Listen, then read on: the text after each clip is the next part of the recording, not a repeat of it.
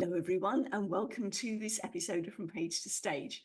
I'm your host, Wendy Corner, and this podcast is for you if you're an entrepreneur. Yes, page, stage come together in entrepreneurship. Because if you're an entrepreneur, you might have a solo book out, you might have a contributory book out, you may have a regular blog, but you do have socials, don't you? And what's that if it's not published work? Okay, check that box. What about this speaking thing then? Because a lot of folks that I talk to go, oh, I can't do public speaking. That's just too much. And I go, what do you think is a stage? Well, raised platform, microphone. Doesn't have to be. If you can have a one-on-one conversation with somebody, you can do a podcast like we're doing now. That's a stage. So come join us. Come and be a guest. So you're in the right place. Now, today, Tabatha Jones. I'm so excited to introduce you to her. This is a lady that I've known, not very long. So I could tell you more about her, but you know what? I'm going to let her explain a bit more about herself. Tabatha, how did you get to where you are? Short notes. Well, I got to where I'm at from spending more than 30 years in the corporate world and decided it was time to hop out and do something a little bit more fun that would allow me to empower women in their careers and into their entrepreneurial journey. Ooh, so, okay. Tell us a bit more about that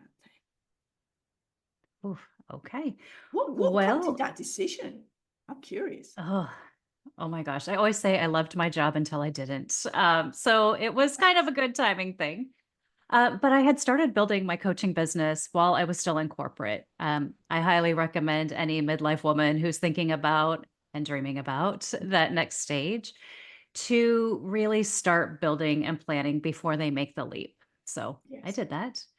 And after a really interesting reorganization at my large telecommunications company, I just realized I wasn't happy anymore and it was time to lean into my coaching. Yes. And a lot of that was giving women a voice and helping them understand what it takes to get promoted and advance their careers. I came from a technical background. It is definitely a very male dominated kind of space in most Yes. cases, believe it Yes. or not. And I would find myself talking to women all the time who are just so frustrated. Like, I can't get ahead. I don't know what it's taking. I don't know why it's not working. And so I took my coaching business in that direction. I said, this is what I'm going to do. And that is where I spent the first few years of my business, which led me to writing the book, which led me to having lots of great conversations and impacting a lot of fun careers. So, yeah, that is really how I got here. Oh, brilliant, brilliant. So segueing beautifully into the book, I'm going to take you back in time before we talk about the book itself. Mm. What prompted you to start writing in the first place? I mean, was there a time that you discovered in life that you actually enjoyed this writing stuff and were getting something out of it? I mean, take us back in time. So, if we go way back in time, when I was young, I said, I am going to publish a book before I turn 40. Oh, And, in your 20s, 40 seems like a really long time away. And geez, I'm going to be so old, but that's really fine. When you're in your 50s, you're like, wow, 40 was not that old. But, I had always said, I'm going to write a book. And in my mind at that time, it was probably going to be a fiction book. I was very into, and still am, suspense kind of novels, kind of like rom-com fiction, mhm. chick lit, right? For lack of a better word. I like reading. I love reading. And I just thought, I'm going to tell some fun stories. Mm. And then, as I got more grounded in corporate life and through my own journey where, I stayed in a role for 10 years thinking that if I'm perfect, I'll get promoted. And on the journey to becoming perfect, I was taking on as a project manager by title. I had taken on the leadership of three completely separate teams. I had finished my college degree. I had done all the things I thought I needed to do to be perfect. And then one day, through a reorganization, I found I needed to reapply for my job or take a package. And I thought, well, better apply for that job. And when I started looking at the job postings, I realized I was already doing more than the job ahead of me. And that was the day the light bulb went off. And I thought, well, that's Mm, not happening. mm. So I applied for that higher job. And um, I'm giving you kind of the long story of the journey of how this book ended up coming to be. But what happened is I was offered the job. And bear in mind, I had been in this project manager role for 10 years, never asked for anything more than my annual merit increases. When I was offered the promotion, I was offered a 4% pay increase. Oh, And that was the day this ginger snapped. I was like, oh, I nope, love it. it's not Love it. happening. Yeah. So I turned it down quickly. I didn't know at that time how to negotiate for myself. I just was Mhm. like, that's it. I'm going to go somewhere else. And I walked out and I got to my desk. And 15 minutes later, was called into the office of the CFO, the chief financial officer. And she said, we're really disappointed that you didn't accept the position. We don't have anyone else that is qualified for it the way that you are. You're already well respected. We want you in this role. She told me all of the things I should have been able to say for myself about why I deserved that role, but she told me why. And she said, what will it take to make this offer palatable? And I said, well, 15% and a senior manager title. And she said, I assume you mean 15% on top of the four. And I was like, yes. And then I thought, well, I should have asked for 25% because that came really darn fast. So that kind of got me to the point of, okay, I'm doing it wrong. Mhm. And so I started shifting the way I was doing things and the way I was speaking about myself and the way I was showing up in the business world. Just 10 short months later, we went through another reorganization. So now we're going from a state regional team to a division team over 7 states. Ooh. And I applied for a director job. I applied for another promotion. And I didn't initially get an interview. And I was like, all righty then. I'm not playing small anymore. I'm not taking it. I contacted the hiring manager and had a really strong conversation with her of, can you help me understand why I haven't been scheduled for an interview? And she said, "Oh my gosh, we know how great you are. Like, we want you on our team as a manager. We definitely have a role for you." And, she said all kinds of great things, and I was really Mhm. grateful for it. When she was done, I said, "I appreciate what you just shared, but I want you to know this. I don't plan to apply for a manager role. Here's what I've really been doing all of the time that I had a project manager role. I'm already doing director level work." So 2 days later, I found myself in Denver. I live in California, so flown to Denver to have an interview with a panel of 7 vice presidents, where I was then offered the job and learned that, okay, these strategies work. You need to stick with it. So went from sitting in one role for 10 years to 4 promotions over the next 10 years. And that's when I was like, I need to write a book on this. This Mm. is not It's not rocket science, but a lot of the things and the strategies that are required of women when it comes to career advancement, they're not as obvious. We think if we just work harder, if we're just more perfect, if we just get one more certificate, if we just get one more degree, if we and we just ourselves to death just sitting and dying at our desk, when Yeah. there are some very simple strategies that we can follow. So that is what birthed the book. That's how we got there. Exciting. Oh, so I mean, I've been working with people in corporate as well, and one of the ways I was describing it to the ladies was you need to speak masculine, Mhm. but with a feminine accent.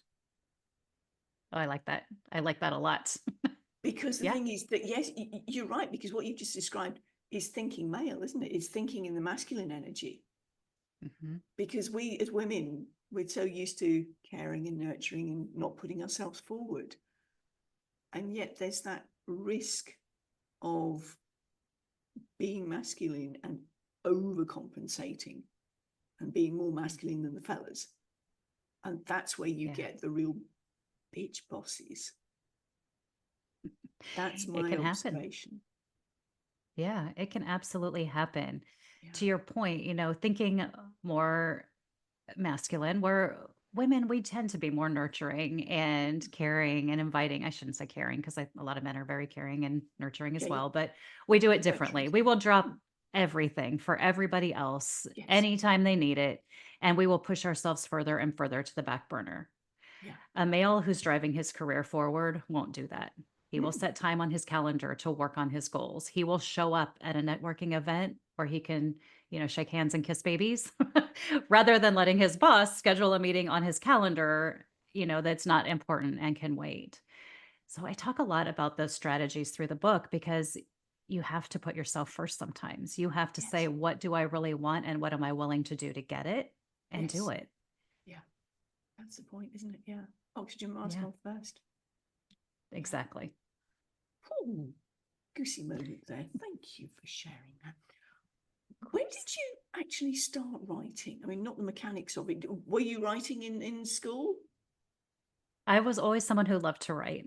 Oh, It's funny. I also love jury duty and black jelly beans, so I'm a little bit of a weirdo in some ways. But I think a lot of people love to write. They just don't always do anything with it. yeah. And so, from journaling, just writing in journals, to I enjoyed writing papers. English was always my favorite subject, followed by Mhm. history, because there was research, back in the olden days when we went to libraries to do such things. So, that was always the thing I liked. And even, through college, you give me a paper to write, I loved it. Give me a math thing to do, it wasn't happening. So it was just kind of in me. And I loved writing even process documents at work. It's like, oh, we need a document. Let me get that. Let me write that process really quick. So it's Lovely. just been something I enjoy doing. And, Yeah. there's times as adults where we lose touch with those things that are fun. Yeah. So I wouldn't say I did a lot of fun writing as an adult. I did a lot of writing for a purpose. So Yes. the book actually got me back to that writing for fun, writing something that adds value to other people's lives. Beautiful, beautiful. I mean, a lot of the people that I've interviewed, we've talked about when they started writing, they were creative writing through their childhood, through their teen years, because the journaling was what got them through an awful lot of angst and stuff. When they hit university, the creative writing was knocked out of them because they had to write academically, and Yeah. and the joy, the fun of writing, so I kind of got knocked out of them. And then later on, they discovered, actually, do you know what? This is powerful stuff. It doesn't have to be done academically. I can speak my truth, my voice, my message of all the wonderful stuff I've been doing and how it can impact other people back into books again. Yeah. Mm, Absolutely. And people want to hear it. I mean, that's the thing. I just was talking to someone the other day and she's telling me her story. And I said, you really should write a book. I just said, nobody wants to read that. I was like, I want to read it. And I've only been talking to you for 10 minutes. Like, yes. Yeah. people want to read that. Yeah. Well, the thing is, we kind of get insulated in our own little world. And because we have lived it, well, Yeah. that's nothing special. I've been through it. As I keep saying to people, what's common sense to you is rocket science to somebody else. And they go, oh, I hadn't thought of it that way. Mm-hmm. Yeah. Yeah. No, That's an absolutely thank great you. way to say it. I love Yeah, that. I can't claim responsibility for that one. I heard it from somebody else and thought, hey, I'm borrowing that one. Thank you. Right. I'm taking it. Yeah, So good. feel free. So that's talking about your writing stuff. Let's move on to the speaking stuff. Tell Mhm. us about your speaking journey. So I'm super shy, as you can tell. Kidding. I'm not shy. Absolutely. I don't get uncomfortable speaking in front of people. And that also has been a thing since I was young. Gosh, I kind of go back to, per class presentations and people be like, oh, I don't want to do that. I was like, I want to get up there and tell everybody the story and we're going to make it fun. I would say a lot of my speaking journey came from my corporate life. I would be leading projects with teams of 400 plus stakeholders and just Mm-hmm. getting up and having conversations. And sometimes they were tough and crunchy.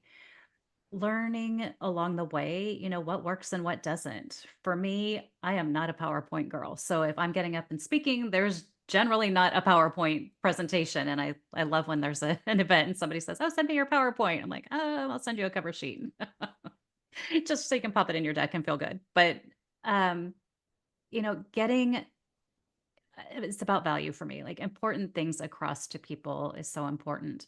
So Mm, a lot through corporate, as I said, kind of projects. I loved getting into mentoring groups and having mm, conversations there, helping other people grow and develop, kind of learning from the journey that I just shared a little bit ago.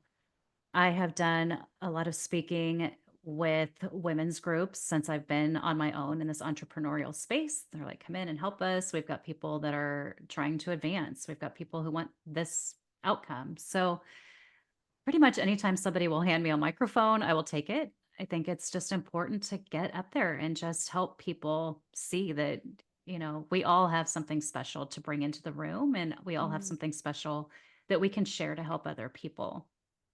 I have done, gosh, speaking with different networking groups that I'm part of. I shared I'll be heading down to California soon. I'm actually working more with women transitioning into entrepreneurship now. So looking forward to that.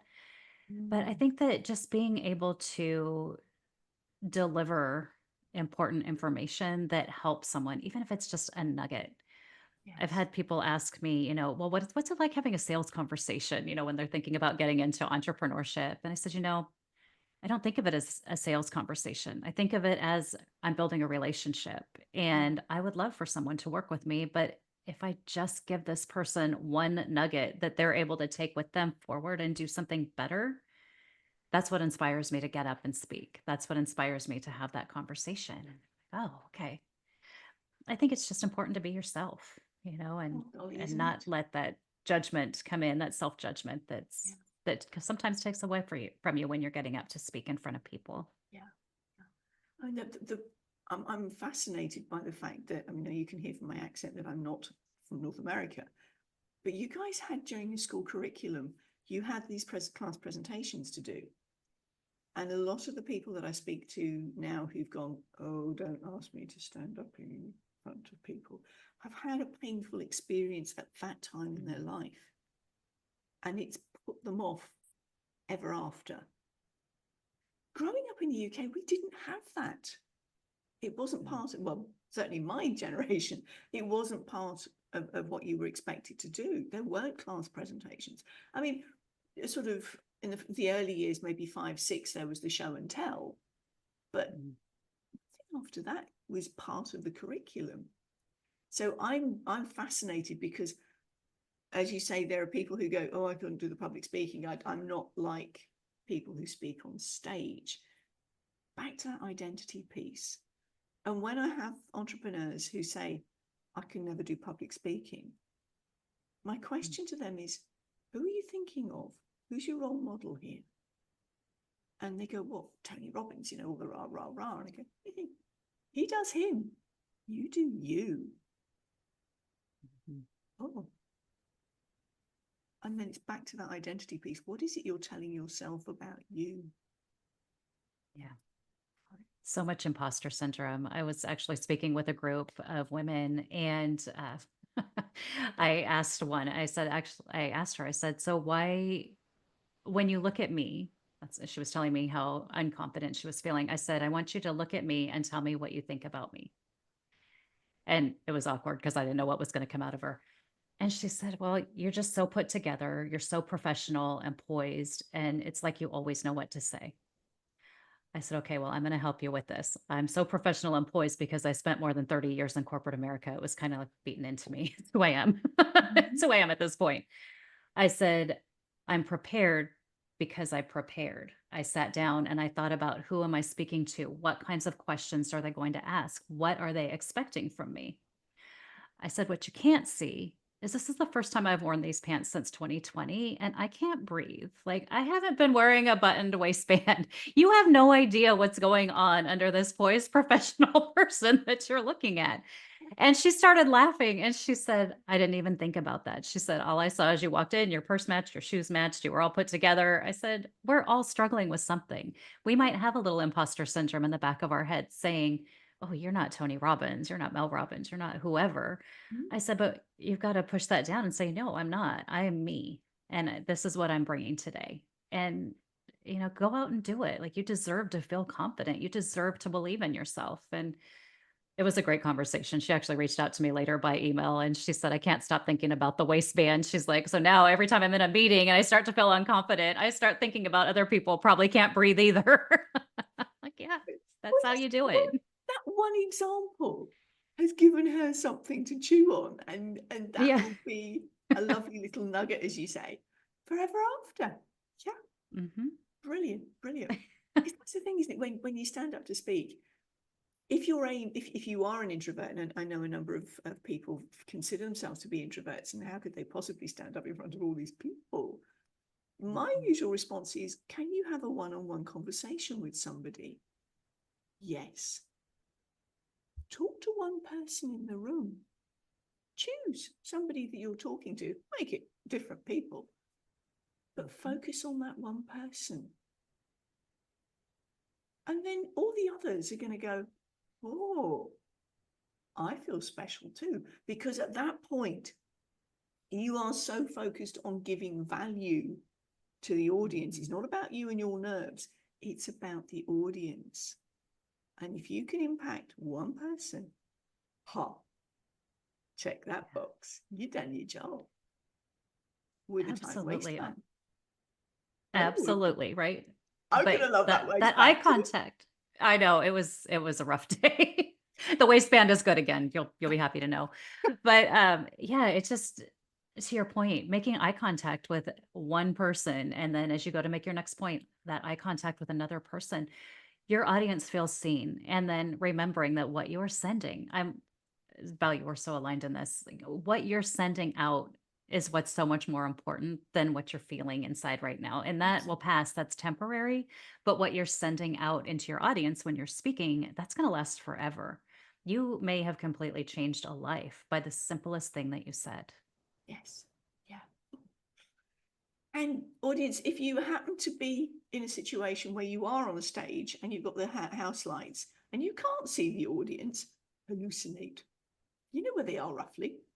Just fix your eyes on roughly in the direction of somebody, because if they're there, they'll think you're looking at them. Always get to the venue ahead of time so you can see the layout before you get on stage, would be my suggestion at that point. Beautiful. Talked about your writing, talked about your speaking. Tell us, you've given us little tasters in our conversation about your book. Tell us more about it. Absolutely. So, my book, actually, I'll show you. It Oh, is do. called Promotion Ready in 3 Months: The Women's Guide to Career Advancement. Love it. And I actually just handed it to someone today. It is honestly a couple of hours of reading, but there are full on strategies and stories to help you implement what you need to do to stand out as promotion ready. A lot of women will wait until the job posts to start planning what they need to do to get that job. The reality is, you need to be planning way in advance. So, at least 3 months, right? It takes time to get your resume ready, it takes time to prepare for interviews. Mm. But the biggest thing people miss, especially women, is that visibility and getting sponsors and champions in the company that can help you advance.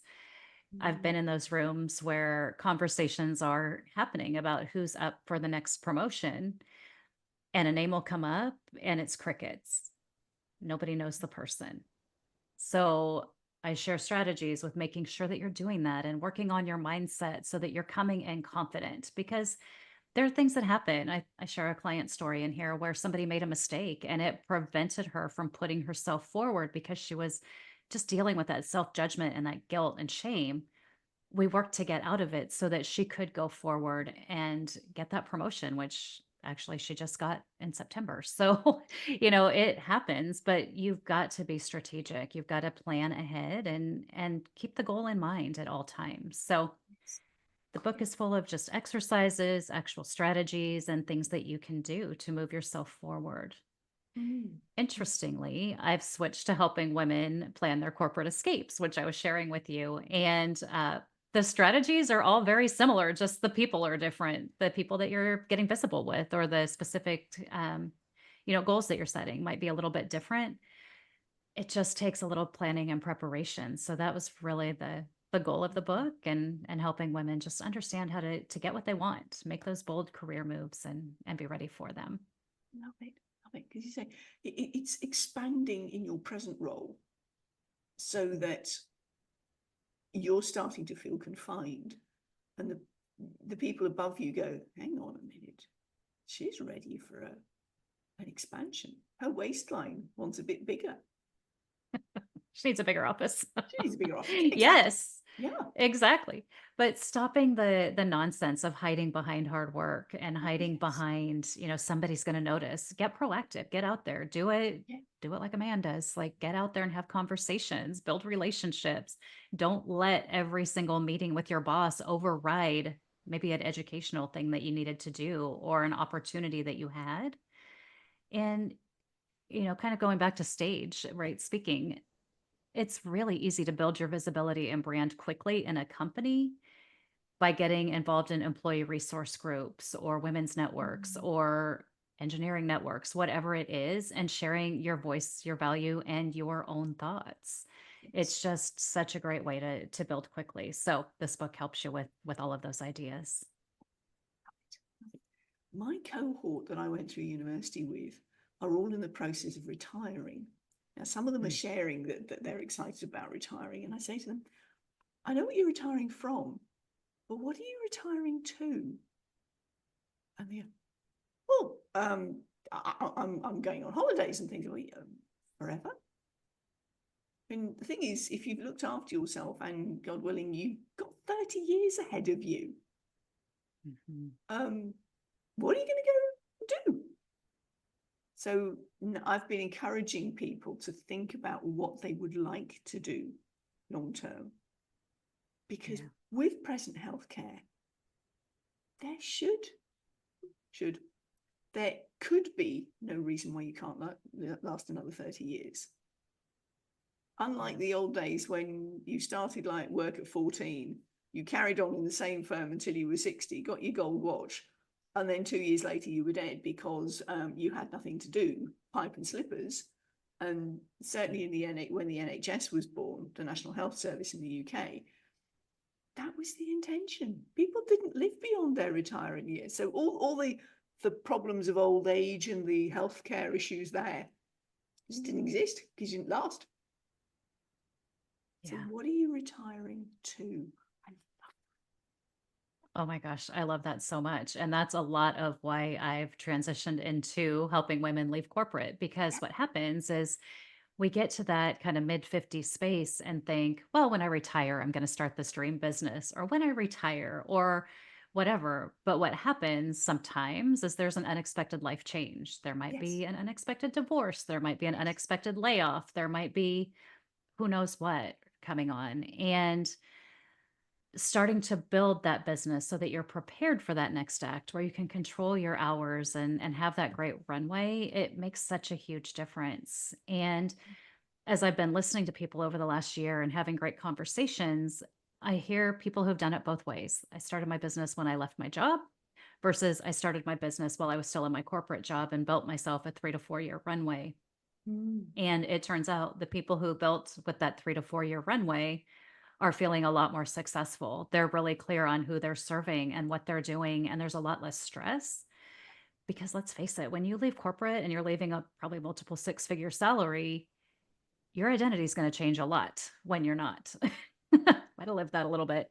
But it's so much easier to have that runway built and then go retire, go travel, go have fun, but have this thing that you can do that brings you just enjoyment and fulfillment and helps you empower others maybe or do whatever it is that you're passionate about. So that's kind of where I've turned myself into the corporate escape Sherpa. And I don't know, might not be getting as many calls from corporate America itself, but definitely women in corporate that are in their 50s that are just saying, I need to build my plan. I've actually already had somebody reach out and I said, oh, the first thing you need to do is circle your dream exit date and let's back into it from there. So it's a lot of fun.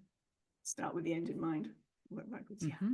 And what are you retiring to? Like, what's it going to look like? We're not sit down and watch TV all day kind of ladies and gentlemen in most cases, right? We want to do more. We want to have a big impact. So yeah, so much to think about. The 50s is such a time of upheaval for a woman. Yeah. Because shove the hormones in there as well, which kind of messes with the thinking. You've potentially got the divorce because you've got the empty nest scenario, and suddenly you look at him and go, "Who are you? How'd you get here? Yeah, what apart from the children, what have we got in common?" Right. Because you've been going like that through life. Mm-hmm. You're right, there's a lot of upheaval goes on for a woman in their 50s, and then at the end of it there's the retirement, and you do see a massive difference in your income. So I love the idea of I didn't do the planned runway. I was just dropped off the end, sort of parachuted out of the aeroplane at 15,000 feet and gone, okay, now what? So, ladies listening to this, fellas, don't shut your ears off, because you could learn a few things. I trust that you're still with us. But the point is, don't leave it to the last minute. As Tabatha said earlier, get your oxygen mask on now and start planning, because this is your life. Don't leave it to the last minute. Okay. I love it. Enough of the lecture. We've looked at your speaking, we've looked at your writing, we've looked at this wonderful book. When did the book come out? It came out in August of 2024. 2024. Cool. Yeah. And do you have any percolations going on at the moment for another one? I do. Oh my gosh. You're the first one that's hearing it because I haven't really shared it. So yes, I'm actually going to write a book that is definitely entrepreneurial driven for women leaving corporate. We just think differently. Our minds work differently. We've got to have that plan, right? So that will be my next book. It's definitely going to have a spicier title because it doesn't have to be quite as professional. But yes, it's in the works. Chapter 1 is almost done. So it'll get done. It's just going to take me a little bit of time. So very excited about it. Projected publication date? My goal is June 1st. Already this year? You're the first person I've said that to. So yeah, that puts pressure on me to get it done. Whoa. Yeah. We'll see. Because today is, it's going to be quick. So we'll see. That's 3 months. I'm already on March 1st. Me too. I just almost said it was March, but it's not quite. Almost. We're so close. Whoa, 3 months to do the book. Good luck on that one. Focused. Well, and I have the strategy. It's just the writing and the client stories. So if I can pull those in, I can do it. I know you can. I know you can. Oh, I'm excited. And thank you very much for sharing that exclusive. See, audience, this is what you get when you come onto this podcast. Somehow I managed to get a few exclusives coming from my guests. Right. And now I've got a goal, commitment that's out in the world. It is. We'll hold you to it. Tabatha, when it comes out, give me a shout before it comes out. We'll have you back on again. I would love that. Thank you. Part of your marketing. Because audience, if you have got a book coming up, I do trust that podcasting is part of your pre-launch strategy. Absolutely. Saying. Okay, right. Thank you very much for that. Come on to, how do you embody your words when you take them from page to stage?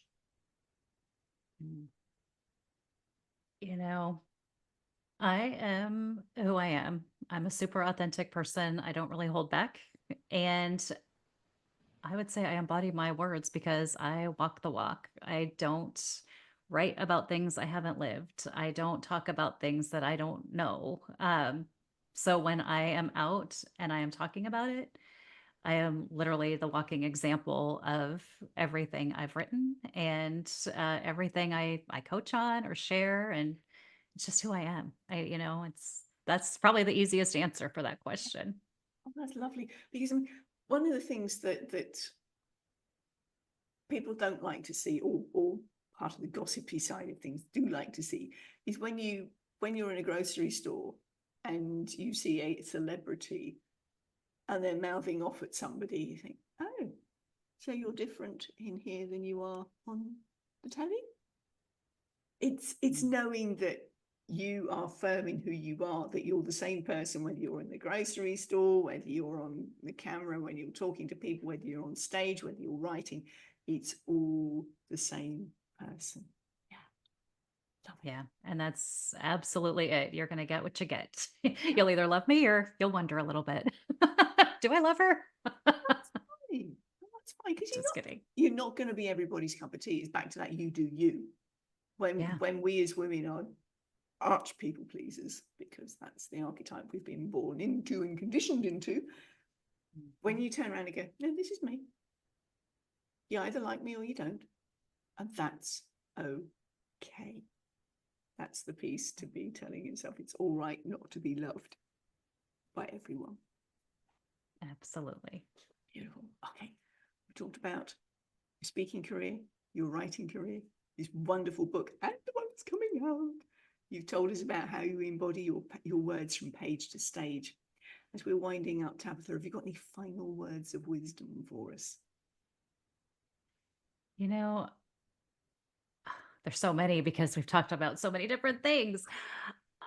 I'm going to stick it with the from page to stage part. So if you have a book in your heart, in your head, if you find that you're teaching people the same things over and over or sharing that same story over and over, commit to writing it. You don't have to be bold and set a date, but I'm a goal oriented person. So I always say pick a date, circle it on your calendar, and say that's the date I want to have it done. And then back into what day do you need to start writing? There's so many tools now that can help you write faster, like dictating into Word documents and things that are so easy. So if you're thinking I don't have time to write, sit down with an app, with a voice app, and just start speaking it.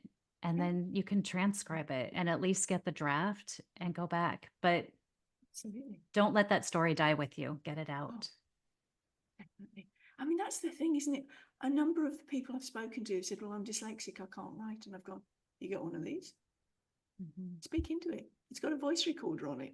You can then, with, as you said, with the apps that are available these days, put it through a transcription thing. You've got the bare bones of what you can then get an editor to look at. Job done. Yeah. Exactly. And self-publishing is so simple. I mean, there's definitely some things I learned on the way that I won't do again and I will do it differently. But get it out there. Like once you have the first one out there, then the next one's already brewing. It's kind of addicting. It is, isn't it? You get the It bug, is. because that's the point. Once people have seen you as an author, golly, your credibility goes up. And entrepreneurs, as you're listening to this, if you have a business book, that can also be a calling card. However, you've got to talk about it. Otherwise, your book remains to be an expensive calling card. You've got to speak about it so that you get the word out there and more people can read your business card. Thank you so much, Tabatha. I have loved our conversations. Oh my gosh, so great, Wendy. Thank you. Thanks for sharing your from page to stage. For now, bye from us.